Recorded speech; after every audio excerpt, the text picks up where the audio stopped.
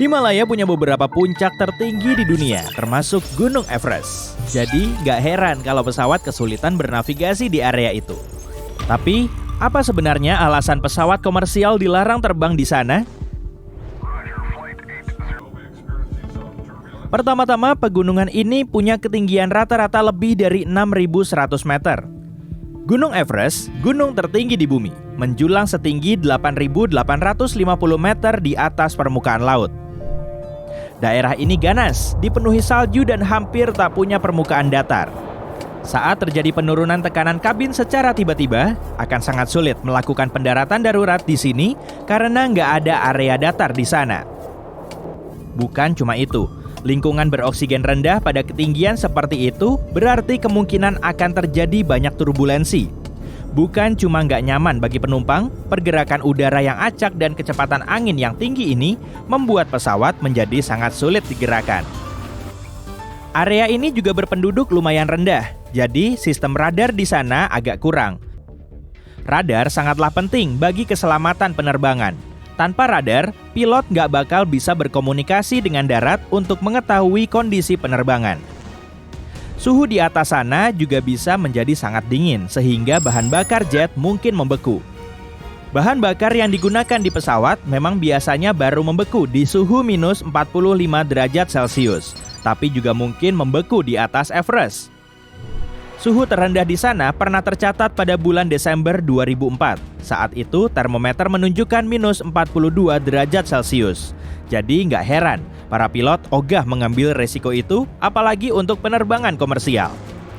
Di antara beberapa bandara yang terletak di Himalaya, ada satu yang dianggap paling sulit dicapai di dunia. Cuma 8 pilot bersertifikat di planet ini yang bisa melakukannya. Namanya Bandara Internasional Paro, letaknya di Bhutan, negara yang terkurung daratan di Himalaya Timur. Pertama, mendarat di sana sangat berbahaya karena kamu terbang melewati puncak gunung tertinggi di dunia. Selain itu, 8 pilot ini juga harus mempertimbangkan angin yang kencang.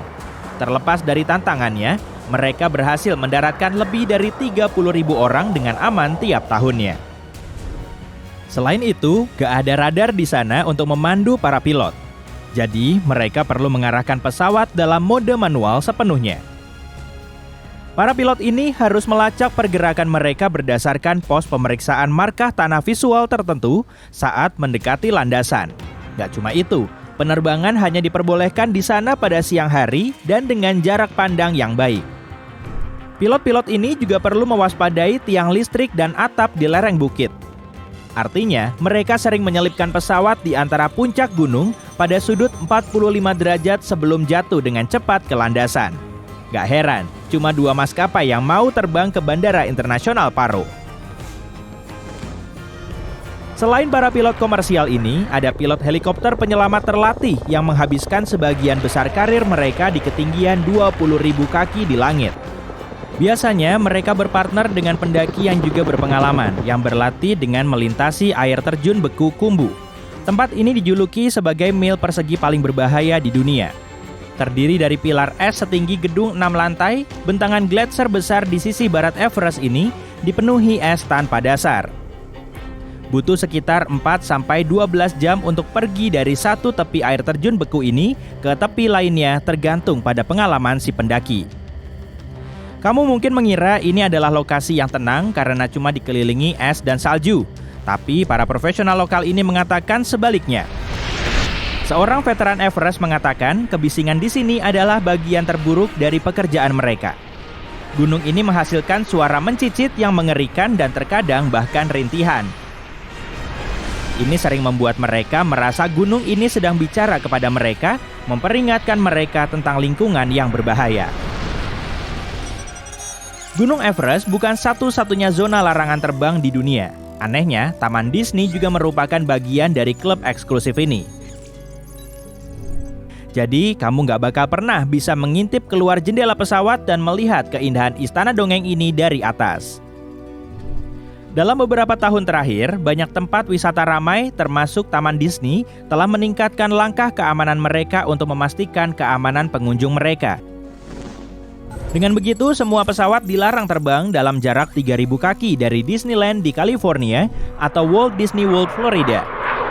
Awalnya, ini cuma larangan sementara, tapi aturan ini menjadi permanen pada tahun 2003. Beberapa tempat lain nggak dilewatin pesawat terbang karena kepentingan historisnya, seperti Machu Picchu yang terletak di pegunungan Andes, Peru. Ada banyak spesies satwa liar dan tanaman langka yang tumbuh secara eksklusif di area ini. Mereka wajib dilindungi sebaik mungkin. Tapi apa hubungannya dengan larangan terbang di area itu? Pertama, pelarangan ini mengurangi volume bahan kimia berbahaya di sana. Kedua, jika pesawat perlu melakukan pendaratan darurat di lokasi ini, itu akan menyebabkan kerusakan permanen pada bangunan dan satwa liar. Anehnya, pesawat diizinkan terbang di atas Parthenon Yunani di Athena, tapi dengan satu syarat, tidak boleh di bawah 5.000 kaki di atasnya. Dengan begitu, bangunan bersejarah ini sedikit lebih terlindungi dari pendaratan darurat karena ada area khusus di sekitarnya. Kamu juga nggak bakal bisa melihat Taj Mahal dari atas karena ini adalah salah satu arsitektur terpenting, tertua, dan terindah di dunia. Tempat ini juga membutuhkan fitur keamanan tambahan. Bangunan ini berasal dari tahun 1600-an. UNESCO mengumumkannya sebagai situs warisan dunia pada tahun 1983. Pihak berwenang India menetapkan zona larangan terbang di atasnya pada tahun 2006. Mereka melakukannya untuk melindungi bukan cuma bangunan itu sendiri, tapi juga kerumunan turis yang datang ke sini setiap tahun, 7-8 jutaan orang. Istana Buckingham dikenal sebagai kediaman keluarga kerajaan Inggris. Jadi, untuk keamanan mereka, zona larangan terbang juga dibuat di sini. Pesawat juga dilarang terbang di atas Castle Windsor untuk memastikan keluarga kerajaan sama-sama terlindungi. Bangunan penting Inggris lainnya dengan zona larangan terbang termasuk Downing Street nomor 10, kediaman dan kantor resmi Perdana Menteri Inggris serta gedung parlemen. Rumah George Washington di Mount Vernon, Virginia, cuma boleh dilewati pesawat dengan ketinggian lebih dari 1.500 kaki. Rumah kayu bersejarah ini dibangun untuk Presiden George Washington antara tahun 1758 sampai 1778. Sayangnya, bangunan tersebut telah mengalami banyak kerusakan selama bertahun-tahun. Jadi, demi melestarikannya dengan lebih baik, pihak berwenang memutuskan untuk melarang getaran akibat pesawat terbang. Jadi, zona larangan terbang lain ditetapkan di sana. Area ini mencakup wilayah udara di atas tengara bersejarah nasional ini. Mungkin itulah alasan kenapa kamu akan jarang melihat gambar rumah ini dari atas. Karena ini adalah kediaman Presiden Amerika Serikat, terbang di atas Washington DC juga dilarang. Ini juga rumah Kongres dan lembaga lainnya.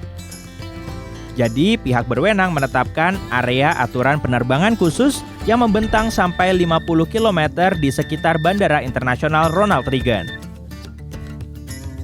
Artinya, ini adalah salah satu bandara dengan lepas landas dan pendaratan paling tepat.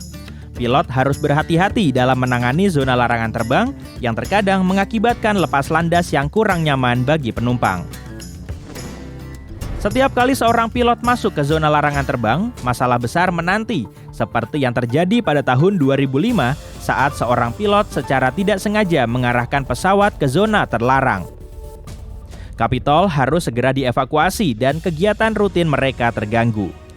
Ibu kota lain di dunia punya persyaratan serupa, sebagai contoh Budapest. Di ibu kota Hungaria ini, pesawat dilarang terbang di atas kota kuno Pest dan Buda Hills.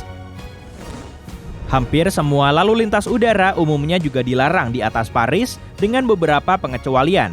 Pesawat yang terbang harus di atas 6.500 kaki. Helikopter terbang juga sangat dilarang di dalam batas kota. Hanya helikopter tertentu yang melakukan misi berpresisi tinggi yang bisa mendapatkan otorisasi khusus. Umumnya pesawat penumpang juga dilarang di dekat Pulau Manhattan. Sebagian besar karena gedung-gedung yang sangat tinggi di sana dan risiko tabrakan. Tapi sebagian besar karena ketiga bandara utama New York, Bandara Internasional John F. Kennedy, Bandara Internasional Newark Liberty, dan Bandara LaGuardia sangat dekat satu sama lain. Jadi, lalu lintas udara di area ini harus direncanakan dengan baik untuk memastikan pesawat tidak berpapasan.